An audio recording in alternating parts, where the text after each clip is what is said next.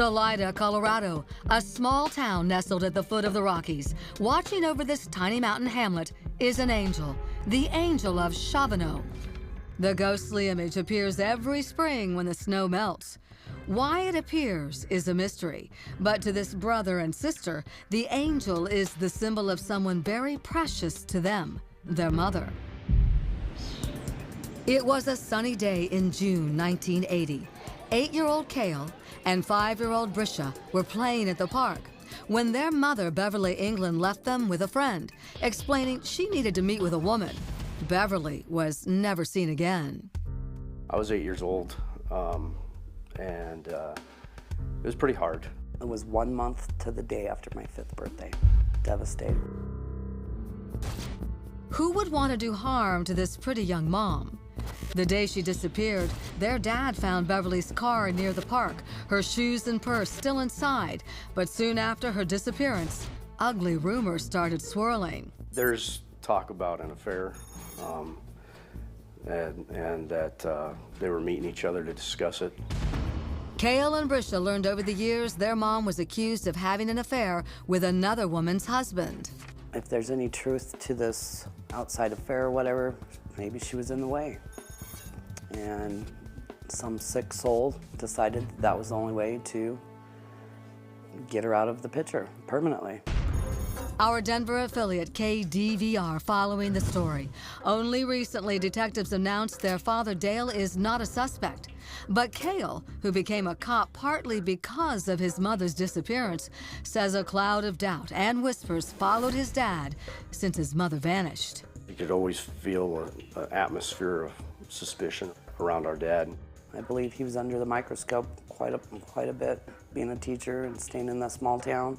Beverly's disappearance remained one of Colorado's oldest mysteries, stumping police for years. Eventually, the case grew cold. Then, 12 years later, a secret is revealed. 400 feet down this steep mountain ravine, a scrap metal collector finds human remains. Where they're found, it's really remote because of the terrain. I mean, it's pretty amazing that somebody found it. He reports it to the sheriff's department, but incredibly, the findings fall through the cracks. No one alerts the Salida police, even though they had the unsolved missing persons case of Beverly England sitting on a shelf all these years. I certainly wish in '92 that things would have gone a little bit different. The sheriff sent the bones to a pathologist who wrongly assumed the remains were from a 100-year-old pioneer woman. From there, the pathologist sent the bones to a college lab where they sat for 23 more years. Just luckily somebody stumbled on them and found them and gave us the opportunity to do what we're doing now.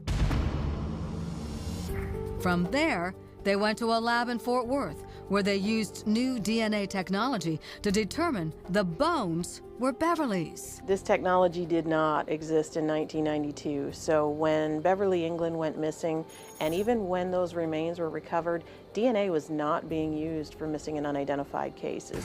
After more than 35 years, the case is closer to being solved. Families have always told us that we can never bring them closure, but we can give them answers. With Beverly's DNA identified, detectives went back to the scene where her remains were found. It's there that cops say they found key evidence that could lead to an arrest, but they remain tight-lipped about what exactly it is. I feel good that we may very well solve it. I'm very hopeful, and I believe that they will end up making an arrest off of this. Investigators have pinpointed a person of interest, but they won't reveal that person's identity. I would say we're very confident we know what happened, and we're very confident we know who did it. Brisha says there's no question that the person who killed her mother is a scorned wife and hopes that soon that person will be identified. It's pretty important because me and my brother have done the time for this crime for the last 35 years. And somebody has gone on living their life with this nasty secret. My mom was the angel of Charbonneau after all.